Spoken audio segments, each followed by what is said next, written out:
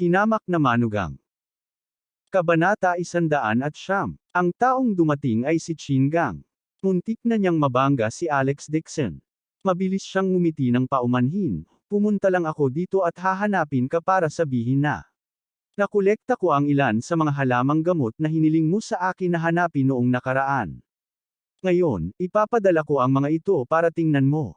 Pagkasabi noon ay isang bodyguard na nasa likod niya ang naglakad pasulong at magalang na iniabot ang isang pulang kahon na gawa sa kahoy.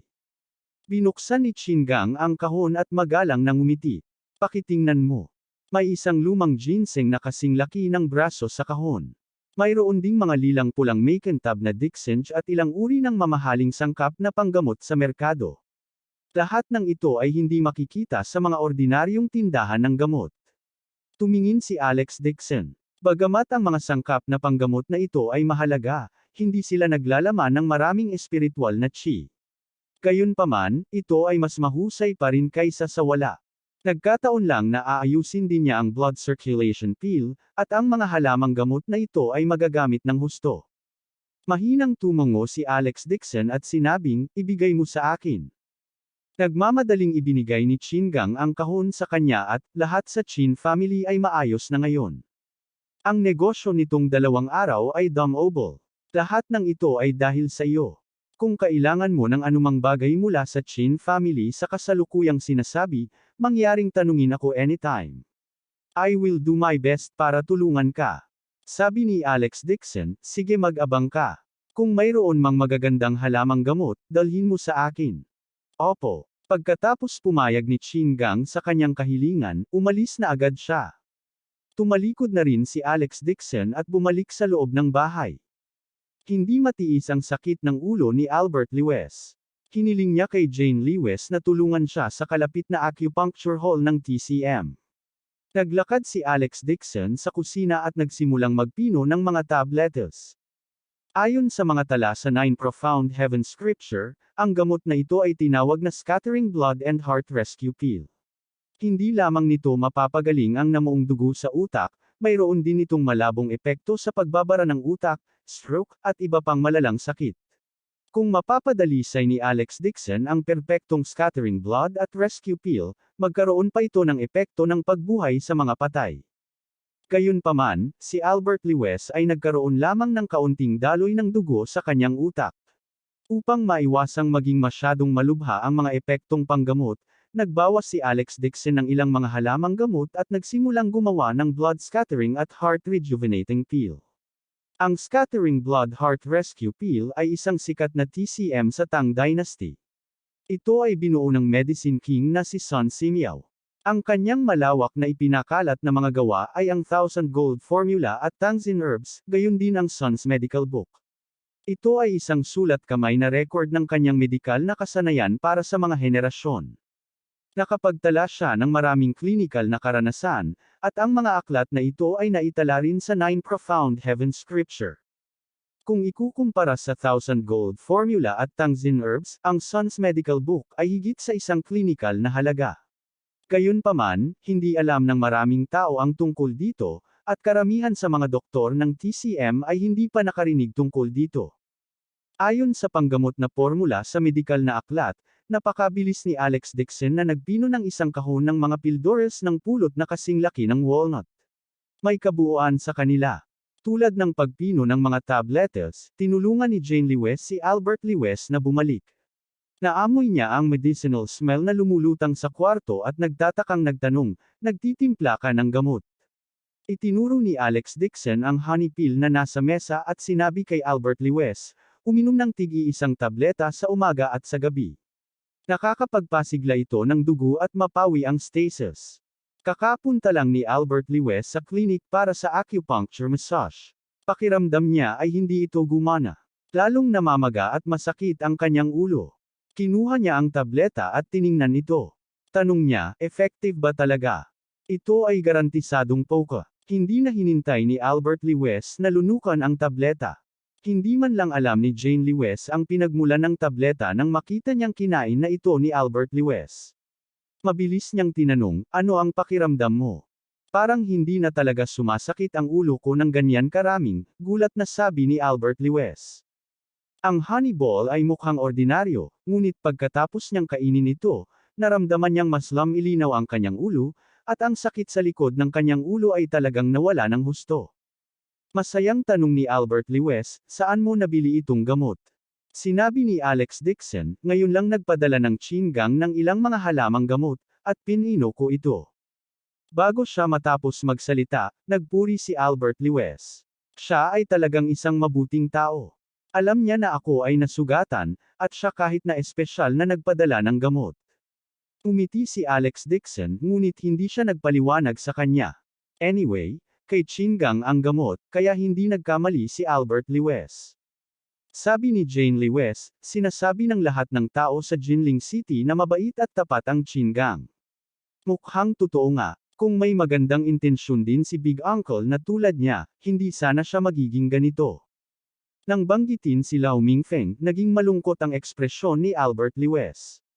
Kinawayan niya ang kanyang kamay at sinabing, huwag na natin siyang pag-usapan. Matapos kainin ni Albert Lewis ang gamot, bumalik siya sa kanyang silid para magpahinga. Nakita ni Alex Dixon na hindi maganda ang ekspresyon ni Jane Lewis at sinabing, dapat kang magpahinga ng maaga. Umiling si Jane Lewis at sinabing, hindi ako pupunta sa Lewis Company para magtrabaho bukas. Buti naman hindi ka pupunta. Tumango si Alex Dixon. I have already fallen out with Lewis family. Bakit ako pupunta sa kumpanya? Nang isipin ni Jane Lewis ang tungkol sa dating tirahan ng Lewis family, baka sa mukha niya ang hinanakit. Then, she said, I didn't expect they to be so heartless. They don't care about familial love at all. I don't want to stay in such a family. Bukas, pupunta ako at maghanap ng bagong trabaho. Kumunot ang noo ni Alex Dixon at sinabing, kadalasan ay nag-o-overtime ka araw-araw. Ngayon ay malaya ka na sa wakas. Hindi mo ba gustong magpahinga ng ilang araw pa? Sabi ni Jane Lewis, I don't need to rest. I want to let the Lewis family take look. Kahit iwan ko ang Lewis family, makakapagtrabaho pa rin ako. Hindi niya hahayaang tingnan siya ng mga taga-Lewis family. Nakita ni Alex Dixon na nagmatigas siya at namumula pa rin ang mukha. Hindi niya napigil ang tumawa. Pagkatapos ay hinailan niya ang kamay nito at sinabing, kung gusto mong maghanap ng trabaho, paano kung tulungan kitang maghanap? Siguradong mas mataas ito kaysa sa posisyon mo sa kumpanya. Kung siya ay mag-ayos ng trabaho para sa kanya, kahit na siya ay naging direktor ng konstruksyon at general manager, ito ay isang bagay na lamang ng ilang mga salita mula sa kanya. Natakot si Jane Lewis na humingi ulit siya ng tulong, kaya umiling siya at sinabing, noong sinasamahan ko si Dad sa acupuncture kanina, nakontak ko na ang dalawang kumpanya. Pupunta ako para sa isang interview bukas. Nakita ni Alex Dixon na nakapagdesisyon na si Jane Lewis, kaya sumuko na lang siya. Naiintindihan niya ang pagkatao ni Jane Lewis. Siya ay malambot sa labas ngunit matigas sa loob, at ayaw niyang aminin ang pagkatalo.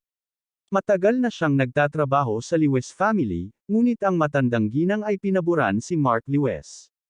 Hindi niya pinansin. Kung nasa ibang kumpanya siya, sa kakayahan niya, matagal na siyang na-promote. Napabuntong hininga si Jane Lewis at sinabing, nasa bakasyon pa rin si nanay.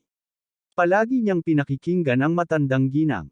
Kung babalik siya at malaman ang tungkol dito, hindi ko alam kung ano ang mangyayari sa kanya. Sa oras na ito, tumunog ang telepono ni Alex Dixon. Nakita niyang si Wang Zhengang ang tumatawag at agad na pinindot ang sagot. Sa sandaling konektado ang tawag, maririnig ang magalang na paghingi ng tawad ni Wang Zhengang. I heard from second brother today. I didn't expect na ganun ang mangyayari. It was all my fault. I'm really sorry. Please rest assured. The West family smashed your mansion and they even injured Uncle Lee. I will ask ng paliwanag mula sa Lewis family. Walang pakialam na sinabi ni Alex Dixon, ang Lewis family ang lumayo. Wala itong kinalaman sa Wang family. Huwag kang masyadong kabahan. Nakahinga ng maluwag si Wang Zhengang. Natatakot siya na ilabas ni Alex Dixon ang kanyang galit sa Wang family. Sa oras na iyon, ang sitwasyon ay tiyak na hindi malulutas. Noong araw na iyon, narinig ni Wang Zhengang si Wang Kai na umiiyak nang bumalik siya. Hiniling sa kanya ni Wang Kai na maghiganti kay Alex Dixon. Sina Wang Zhengang at Pavilion Master ay magkaibigan, kaya agad niyang pinuntahan ang tungkol dito. Sa huli, nabigla siya sa kanyang nalaman. Ipinatawag niya ang Heaven Thunder. Uod na makamandag ng kidlat. Patayin ang panloloko. Naisip ni Wang Zhengang na hindi magagawa ng mga ordinaryong tao ang ganoong bagay. Lalo na nang marinig niyang sinabi ni Qin Gang na maaaring baligtarin ni Alex Dixon ang Feng Shui. Pinaunlad niya ang orihinal na humihinang negosyo ng Qin family, at ginawa pa niyang manganak si Qin Gang ng isang anak na lalaki. Nang marinig ni Wang Zhengang ang mga salitang ito, nagulat siya. Medyo nainggit siya na nakilala ni Qin Gang si Alex Dixon. Pakiramdam niya ay napakabuti ng swerte ni Qin Gang. Hindi niya maaaring hayaan ang Qin Gang na monopolyo ang napakagandang bagay. Naisip niya na kailangan ding makipagkaibigan ng Wang family kay Alex Dixon. Kabanata 110. Agad na pinalo ni Wang Zhengang ang kanyang anak na si Wang Kai, inutusan siyang maging magalang kay Alex Dixon mula ngayon. Mas maganda kung hindi siya magpakita sa harap ni Master Dixon para hindi magalit si Alex Dixon. Magalang na sinabi ni Wang Zhengang, ang pamilya Wang ay may pananagutan din sa bagay na ito. Hindi namin nagawang harapin ng maayos ang resulta. Nagpadala na ako ng isang tao upang ayusin ang nawasak na mansyon. Matatapos ito sa kalahating buwan. Tumango si Alex Dixon. Parang ang Wang family ay naging isang malaking kumpanya sa loob lamang ng ilang dekada para sa isang dahilan. Talagang alam ng pamilya Wang kung paano hatulan ang sitwasyon. Umiti si Wang Zhengang at sinabing, Master Dixon, kung may oras ka sa mga araw, mangyaring tignan mo din ang feng shui ng pamilya Wang. Tubos akong nagpapasalamat. Sabi ni Alex Dixon, sige. Siya at ang pamilya Wang ay hindi magkaibigan. Ang pamilyang Wang ang gustong sumipsip sa kanya. Nais nilang gamitin ang isa't isa. Tanong ni Alex Dixon kumusta ang sugat ni Uncle Lee. Wala pa akong oras para makita siya. Si Uncle Lee ay ipinadala sa ospital. Marami siyang sugat sa kanyang katawan. Bukod sa dati nang nararamdaman ni Uncle Lee, ang kasalukuyang sitwasyon ay hindi optimistiko. Gayunpaman, ang pamilya Wang ay kumuha ng pinakamahusay na doktor. Talagang gagamutin namin si Uncle Lee. Napabuntong hininga si Wang Zhengang at sinabing, galit na galit ang matandang master. Nagmadali siyang bumalik mula sa ibang bansa ng magdamag. Ang katayuan ni Uncle Lee sa Wang family ay hindi karaniwan. Dahil inimbitahan ng Wang family ang isang sikat na doktor para gamutin si Uncle Lee, pansamantalang nag-relax si Alex Dixon at sinabing, kung may mangyari, tawagan ako kaagad. Oo naman. Salamat, Master Dixon, sa iyong pag-aalala. Kinaumagahan, lumabas si Jane Lewis para maghanap ng trabaho. Uminom si Albert Lewis ng isa pang blood scattering pill para iligtas ang kanyang puso. Mas mabuti na ang kalagayan niya. Paulit-ulit niyang pinuri si Qin Gang sa pagiging mabuting tao. Binalak pa niyang pasalamatan si Qin Gang pagkatapos niyang gumaling. Bagamat alam niyang hindi darating si Lewis Mingfeng para humingi ng tawad, naghihintay pa rin siya sa bahay. Sa huli, naghintay si Albert Lewis ng 2 buong araw. Hindi na nagtanong ang Lewis family tungkol sa bagay na ito at tuluyan na siyang sumuko. Noong nakaraan, isinuko na niya ang lahat para sa Lewis family, ngunit sa mata ng Lewis family, siya ay wala. Si Jane Lewis ay hindi pumasok sa trabaho, at si Alex Dixon ay nagpahinga din sa bahay. Sinasamantala ang libreng oras, ginamit niya ang mga halamang gamot na ipinadala ni Qin Gang para sa pagtatanim. Sa sandaling ito, siya ay nakikipag-usap sa paglilinaw. Ngayon, ang kanyang cultivation base ay malapit na sa 2nd antas ng 9 Profound Heaven Scripture. Ngunit kung gusto niyang makapasok sa 2nd antas, kailangan pa niyang buksan ang lahat ng meridian sa kanyang katawan, hugasan ang kanyang katawan, at simulan ang kanyang katawan. Ang pagbubukas ng mga meridian ay nagpapakita ng malaking halaga ng mga katangian ng enerhiya upang itaguyod ang paggana. Ang mga halamang gamot lamang na ipinadala ni Qin Gang ay malayo pa sa sapat. Gayunpaman, hindi nagmamadali si Alex Dixon. Marami siyang oras, at walang nakakaalam tungkol sa kanyang pag-cultivate. Hindi rin niya kailangang mag-alala tungkol sa iba pang martial artist na darating para hamanin siya. Umuwi si Jane Lewis bago mag-alas 3 ng hapon. Nakita ni Alex Dixon na hindi nagsalubong ang mga kilay nito at medyo nanlumo ang ekspresyon nito. Pumunta siya sa harap at nagtanong, "Asawa, anong problema?" May gustong sabihin si Jane Lee West pero pinigilan niya ang sarili. Napaupo siya sa sofa ng pagod at sinabing, "Wala." Bagamat sinabi niya iyon, malinaw pa ring nadama ni Alex Dixon na hindi tama ang sitwasyon ni Jane Lee West. Parang wala siyang gana.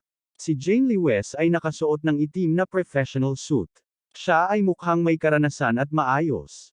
Ang kanyang puting kamiseta ay mahigpit na nakapulupot sa kanyang katawan, at ang mga butones ay tila paputok anumang oras.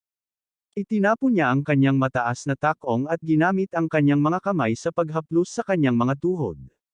Ang dalawa niyang bilog at magagandang binti na nababalot ng medyas na kulay laman ay nag-cruise at pumulupot sa sofa. Kasunod ng kanyang mga galaw, dumulas ng kaunti ang itim na tight-fitting professional skirt at natakpan ang tuktok ng kanyang mga hita. Hindi napigilan ni Alex Dixon na tumingin, at subconsciously na lumunok.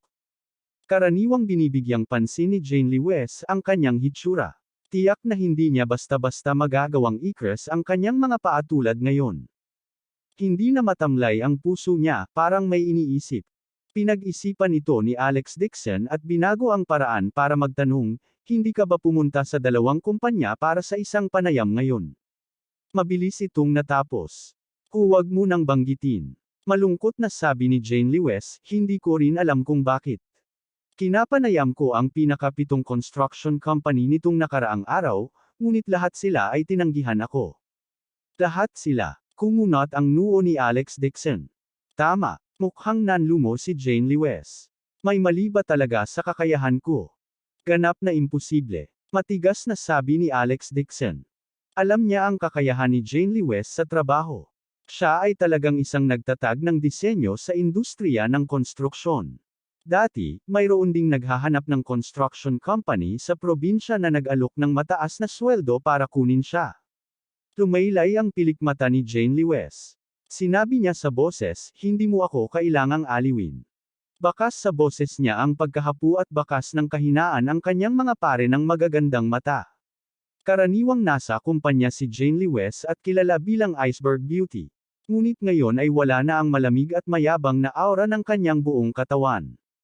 Ang kanyang ekspresyon ay walang magawa at medyo marupok din.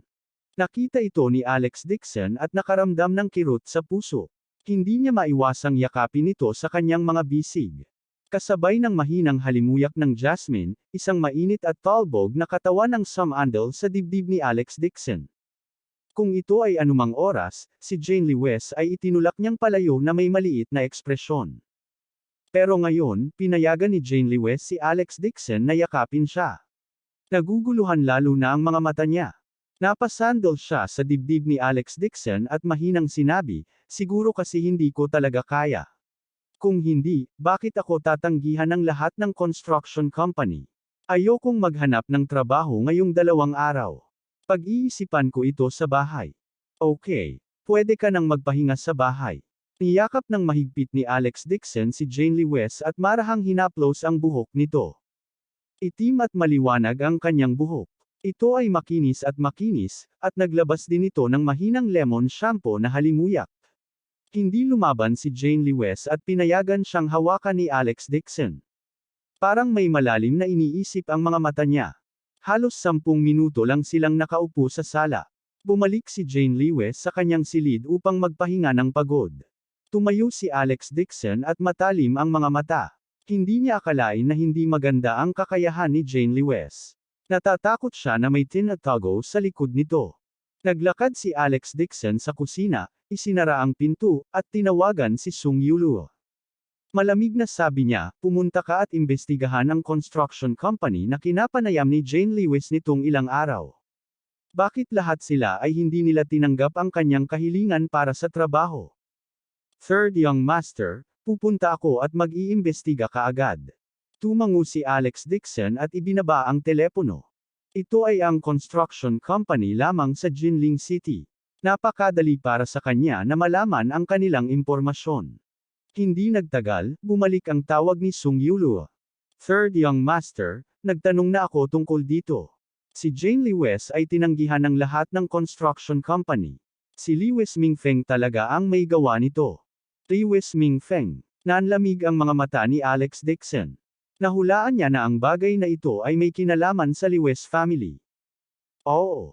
Hinanap ni Lewis Mingfeng ng maaga ang construction company at sinabihan silang huwag tanggapin si Jane Lewis. Sinabi niya na may conflict si Jane Lewis sa kanyang pamilya. Ang industriya ng konstruksyon ay magkakaugnay. Ang mga kumpanyang ito ay tumanggi kay Jane Lewis dahil sila ay natatakot sa salungatan sa kumpanya ng Lewis at upang maiwasan ang gulo. He is really despicable and shameless. Malamig ang mukha ni Alex Dixon. Talagang hindi niya inasahan na si Lewis Mingfeng, bilang isang elder, ay walang kilos ng isang elder. Gumamit pa siya ng mga kasuklam-suklam na paraan para ipagbawal si Jane Lewis sa industriya ng konstruksyon. Ang sama talaga ng anak niya. Magalang na sinabi ni Sung Yuluo, third young master, gusto mo bang magayos? Ipapaubaya ko sa iyo ang bagay na ito. Bago bukas ng umaga, gusto kong makita ang pinakamagandang construction company sa Jinling City at magpadala ng paunawa kay Jane Lewis. Mangyaring makatiyak, pangatlong young master. Kabanata 111. Matapos ayusin ni Alex Dixon ang trabaho ng kanyang asawa, paakyat na sana siya sa itaas nang biglang narinig niya ang tunog ng pagbukas ng pinto sa kanyang likuran. Tumingon siya at nakita niyang naglalakad si Albert Lewis na may masayang mukha. Nakita ni Alex Dixon ang masayang tingin ni Albert Lewis at hindi naiwasang magtanong, "Tay, anong magandang bagay ang naranasan mo?" "Ang swerte ko talaga ngayon." Nakangiting sabi ni Albert Lewis, "Pagkatapos kong kainin ang pill na binigay mo sa akin, hindi lang nawala ang sakit sa katawan ko, bumuti din ang diwa ko. Isa itong miracle pill. Pumunta lang ako sa Antique Street para mamasyal. Hulaan mo kung sino ang nakilala ko." "Sino?" Bumilis ang tibok ng puso ni Alex Dixon. Hindi kaya niloko na naman ang nagtitinda ang biyenan. Mabilis niyang tiningnan si Albert Lewis mula ulo hanggang paa at nakahinga ng maluwag. Sa kabutihang palad, walang laman ang mga kamay ni Albert Lewis at wala siyang kinuha. Humigop ng tsaa si Albert Lewis at misteryosong sinabi, "Anak, naaalala mo pa ba si Zhang Hermano na nanloko sa atin sa Antique Street noong nakaraan?" "Naalala ko. Anong meron?" "Nakilala ko ang batang ito sa sandaling pumunta ako doon ngayon." Nagulat si Alex Dixon. "Tay, hindi ka na naman bumili ng paninda niya ha?" "Hindi." Kinawayan ni Albert Lewis ang kanyang kamay at masayang sinabi, "Ngayon ay alam na ni Zhang Ermao na ako ang iyong biyenan, ibinente din ang tableta para sa akin." Kumunot ang noo ni Alex Dixon. Ang sinaunang jade pendant na ibinigay ni Zhang Ermao sa biyenan ay malamang na peke, ngunit talagang tinulungan niya ang biyenan na ibenta ang gamot. "Ito ay kakaiba." "Anong pill?" "Ito ang gamot na ginawa mo para sa akin." Tinampol ni Albert Lewis ang kanyang hita at tuwang-tuwang sinabi, "Ang mga sugat ko ay gumaling na, ngunit may natitira pang 2 tableta." Nang mabalitaan ito ni Zhang Ermao, sinabi niya na mayroon siyang bigas na ibebenta, pills para sa akin. Napatulala si Alex Dixon nang marinig iyon. Ang mga tableta ay hindi isang bagay na bihira. Hindi kayang ubusin ng biyenan, kaya itapon na lang niya. Ngunit itong si Zhang Hermano ay talagang marunong magsamantala sa mga butas. Nagkaroon pa siya ng paraan para maibenta ang mga natitirang tableta na kinain ng biyenan. "Dad, ang gamot na ito ay magagamot lamang ng mga tiyak na sintomas. Paano niya ito ibibenta?" Sabi ni Albert Lewis, "Hindi ko alam ang tungkol dyan. Anyway, tinulungan ako ni Zhang Ermao na ibenta ang gamot. Hulaan mo kung magkano ang naibenta nito." "Higit sa 1,000. Ang bilang na mayroon ka ay hindi kahit isang maliit na bahagi." Ipinagmamalaki ni Albert Lewis ang kanyang mga kamay. "Ito ay 500,000. Umiinom ng tubig si Alex Dixon nang tumulo ang tubig sa kanyang bibig. Hindi siya makapaniwala na ang isang tableta na wala pang 100 yuan ay naibenta ng 500,000 yuan ng isang kumikita tulad ni Zhang Ermao. Sinong malas na tao ang naloko nitong profiteer? Hindi naiwasang magtanong ni Alex Dixon, kanino bang tanga ang pinagbentahan ng profiteer na ito ng tableta? "I don't know about that." Sinabi ni Zhang Ermao na mayroon siyang professional ethics. Gusto niyang ilihim ito sa kanyang kliyente. Napailing si Albert Lewes at napabuntong hininga pagkatapos niyang magsalita. 500,000. Tinawagan niya ako sa card ko at sinabing regalo niya ito sa iyo. Ayaw niya ng kahit isang sentimo. Talagang may talento siya sa negosyo. Pagdating ng araw na wala siya, hindi na magbebenta ng mga pekeng. Pinapayuhan gumawa na ako ng tamang trabaho at magtrabaho. Umiling si Alex Dixon. Napakahirap baguhin ang kalikasan ni Zhang Ermao. Bata pa lang siya ay nanloloko na siya, at naging karaniwan na ito sa kanya. Kung talagang kailangan niyang magtrabaho ng isang araw, natatakot siya na baka mapatay siya nito. Imposibleng pumasok siya sa trabaho. Hindi na siya papasok sa trabaho sa buong buhay niya. Gayunpaman, dahil ang mga tableta ay ibinebenta sa mataas na presyo ng biyenan, mainam din na itinuring ito bilang subsidyo para sa kanyang pamilya. Sa anumang kaso, ang Lewes family ay umalis sa Lewes Company. Kinailangan din ni Jane Lewes na manatili sa bahay ng ilang sandali. Tungkol naman sa mga dibidendo ng biyenan sa Lewes Company, natakot siya na hindi niya ito makuha. Maaari nilang gamitin ang digmaan para gawin ang paglipat. Si Albert Lewes ay nakakuha ng 500,000 yuan nang walang ginastos. Naalis ang panlulumong kalooban ni Albert Lewes. Humihingal siya habang naglalakad papasok ng kwarto habang hinahang ang red lantern. Sa wakas ay sumilay ang ngiti sa kanyang mukha. Bumalik si Alex Dixon sa kwarto at sinabi kay Jane Lewes ang tungkol dito. Tumalon si Jane Lewes mula sa kama at kinakabahang nagtanong, ang ibang tao ay gumagastos ng maraming pera upang bumili ng mga halos tableta, ngunit ang paggamit ng pera ay madaling pag-usapan. Kung may problema sa taong iyon, baka meron itong anumang bagay gawin sa atin. Huwag kang mag-alala. Umiti si Alex Dixon at sinabing, ang ganitong uri ng scattering blood and heart rejuvenating pill ay para lang tumulong sa pagdaloy ng dugo. Hindi gaanong sulit ang mga materyales, at kahit kainin mo ito, hindi ka mamamatay dito. At most, 2 araw kang mag-nosebleed. Masyadong bobo ang mga customer na bumili ng gamot. Mayaman naman sila. Nag-aalala pa rin si Jane Lewes. Sabihin mo sa akin, sino ang handang gumastos ng 500,000 para bilhin ang 2 tabletang ito? Casual na sinabi ni Alex Dixon, marahil ito ay isang taong may bara sa utak o sakit sa cardiovascular sa bahay. Ang mga tabletang ito ay masama rin para sa mga sakit na ito. Nang marinig ang sinabi niya, mas gumaan ang pakiramdam ni Jane Lewes. Ang iilang sakit na ito ay parang malubhang sakit na medikal. Kung talagang pumunta sila sa ospital para magpagamot, ang perang ginastos ay hindi bababa sa 500,000 yuan.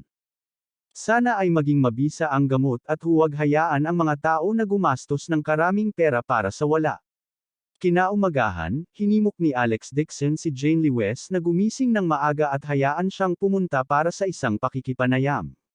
After interviewing so many families, ayaw sa akin ng ibang tao.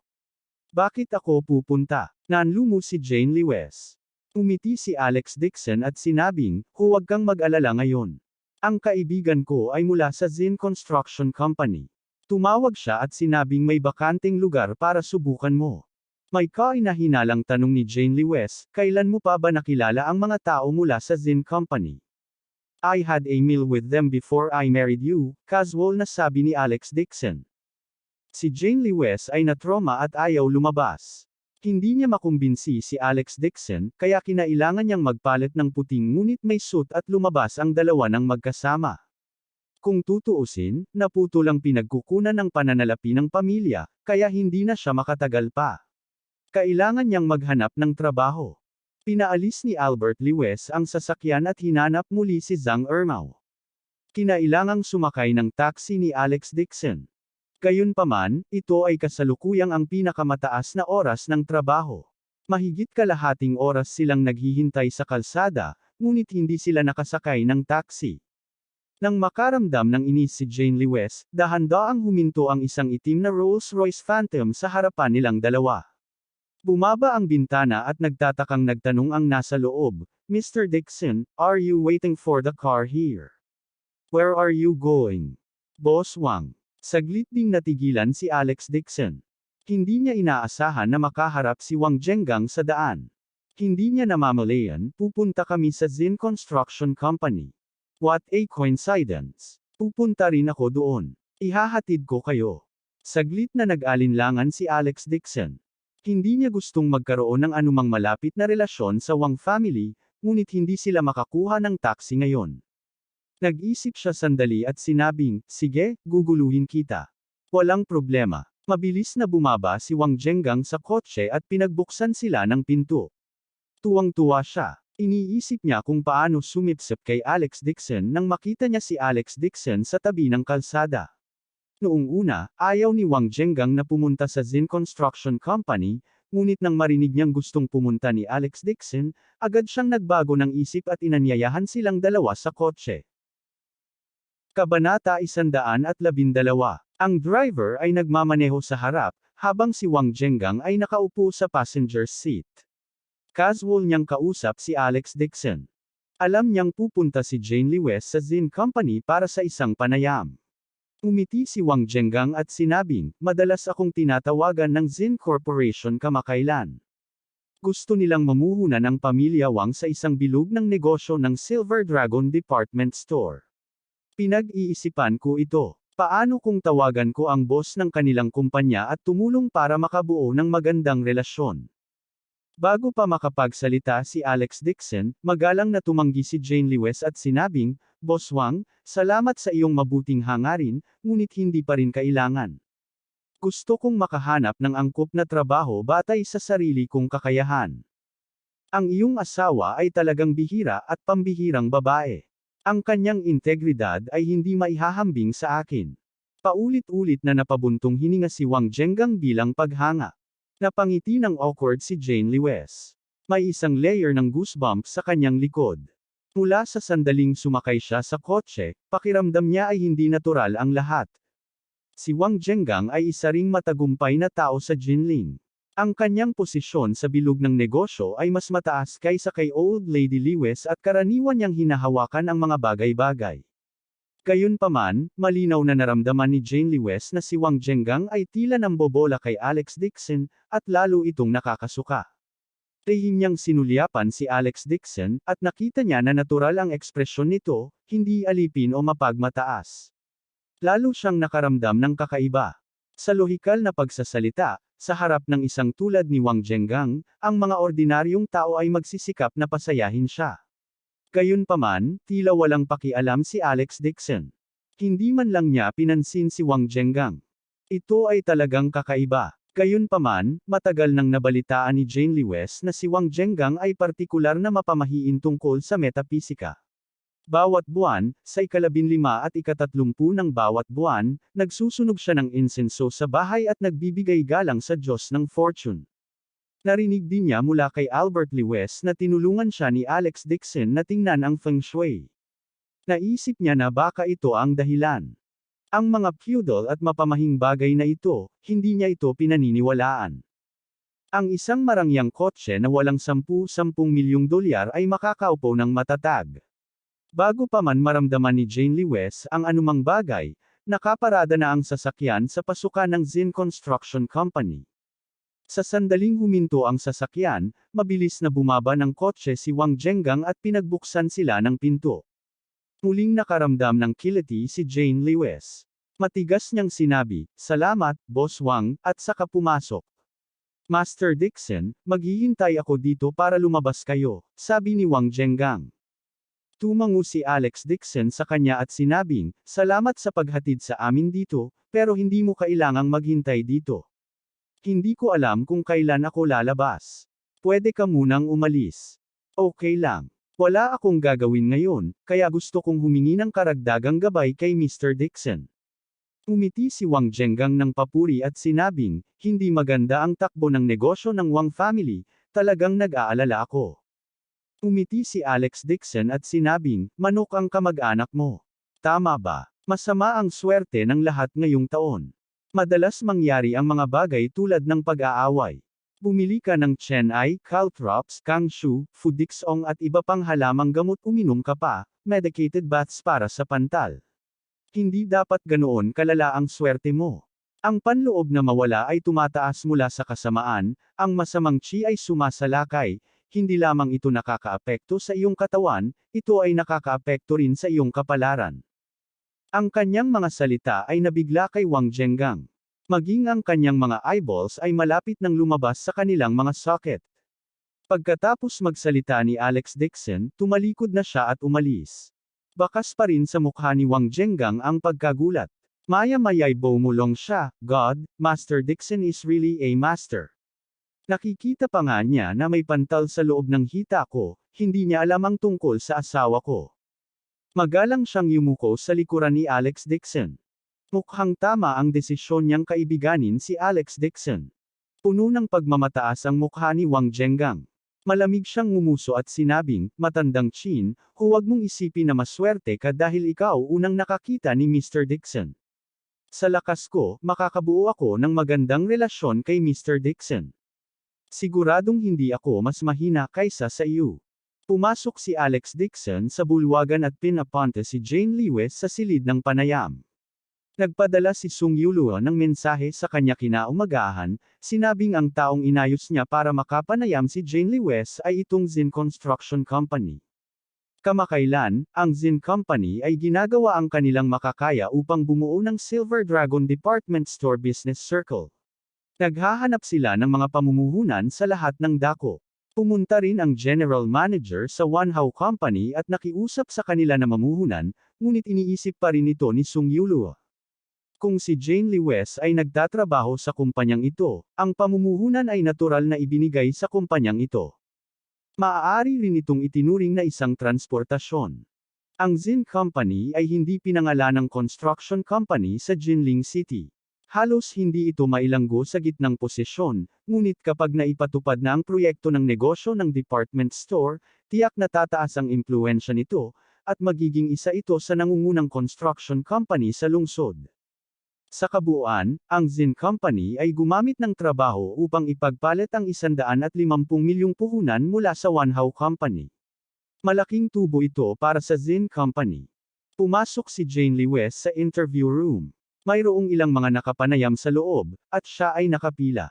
Nainos si Alex Dixon. Nilaibat niya ang hall. Tumingin siya sa bintana at nakitang naghihintay pa rin si Wang Zhengang. Hindi niya napigil ang umiling. Ang pamilya Wang ay nagpumilit na suportahan siya, ngunit wala siyang magagawa tungkol dito. Alex. Sa sandaling ito, isang gulat na sigaw ang nagmula sa kanyang likuran. Nang marinig ni Alex Dixon ang boses na ito, agad siyang napalingon sa gulat. Nang makita niya ang lalaking nasa harapan niya, hindi niya napigil ang sumigaw ng masaya. Fan Guanay. Nakatayo sa likuran niya ang isang lalaking nakasuit at leather na sapatos. Sa likod niya ay may dalawang katulong, at mukha siyang matagumpay na tao. Nakita niyang tumalikod si Alex Dixon at masayang naglakad pasulong. Aniya, nakita kong medyo kamukha mo pala ang taong ito. Hindi ko akalain na ikaw pala yon. Wala akong narinig sa iyo nitong ilang taon, at hindi mo rin kami kinontak na mga matandang kaklase. Umiti si Alex Dixon at sinabing, lagi akong nasa Jinling, at hindi ko kayo nakilala. Nang itaboy si Alex Dixon ng pamilya Dixon, napadpad siya sa Jinling. Matapos siyang iligtas ng matandang master na si Liu, inayos niya na pumunta siya sa Jinling University at mag-aral ng 1 taon, para makakuha ng certificate ng pagtatapos. Si Fan Guanay ay kaklase niya sa universidad, at nagkaroon sila ng magandang relasyon. Alam ni Fan Guanay na hindi madali ang buhay ni Alex Dixon, at madalas siyang tinulungan ni Fan Guanay. Gayunpaman, pagkatapos ng pagtatapos sa universidad, si Fan Guanay ay inayos ng kanyang pamilya na maging isang sundalo, at hindi pa siya nakita ni Alex Dixon. Tuwang-tuwa rin si Alex Dixon nang makita ang kanyang matandang kaklase, na ilang taon na niyang hindi nakikita, at nakipag-chat ng ilang sandali kay Fan Guanay. Hindi niya inaasahan na magiging matagumpay si Fan Guanay ngayon. Siya talaga ang Deputy General Manager ng Zin Construction Company. Anong Deputy General Manager? Nagpapakita lang ako sa labas. Mapait na ngumiti si Fan Guanay at sinabing, ako ay umiinom, nakikihalubilo, nagsasalita tungkol sa mga proyekto, at namumuhunan araw-araw. Malapit nang malaglag ang aking buhok. At saka, ang new General Manager is from overseas. Ayaw niyang makakita ng magaspang na tulad ko. Mahirap ang mga araw ko, at gusto ko pa ring lumipat ng trabaho. Umiti si Alex Dixon at sinabing, ikaw na Mr. Fan, saan mo gustong pumunta? Pupunta ako sa construction company. Gusto kong pumunta sa Tianyuan Corporation, ngunit wala akong koneksyon at kwalifikasyon. Natawa si Fan Guanay sa sarili. Don't call me Mr. Fan. Magtatrabaho ako ngayon para pupunta ako sa libingan. Hindi ako ang vice-presidente. Tianyuan Corporation. Nag-isip sandali si Alex Dixon at sinabing, kung gusto mo talagang pumunta, hahanap ako ng kaibigan na magtatanong. Tumiwanag ang mga mata ni Fan Guanay. Alex, kilala mo ba ang mga tao mula sa Tianyuan Corporation? May kaibigan ako na parang nasa top management doon. Diretsyong sabi ni Alex Dixon, tatawagan ko siya at tatanungin ko siya ngayon. Alex, maraming salamat. Kakakita lang natin. I need your help. Tuwang-tuwa si Fan Guanay na hindi niya napigil ang tapikin ang balikat ni Alex Dixon. Mabuti sana kung nakita kita ng mas maaga. Tinawagan ni Alex Dixon si Sung Yulua at sinabi sa kanya ang tungkol kay Fan Guanay. Hiniling ni Sung Yulua kay Alex Dixon na maghintay sandali. Tumawag siya pagkaraan ng 10 minuto at hiniling kay Fan Guanay na pumunta sa Human Resources Department ng Tianyuan Corporation bukas. Pag-uusapan nila ang tungkol sa sweldo at sweldo. It's settled just like that. Natarante si Fan Guanay. Dilat na dilat ang kanyang mga mata at hindi may bilang ang kanyang ulo. Abangan ang susunod na kabanata.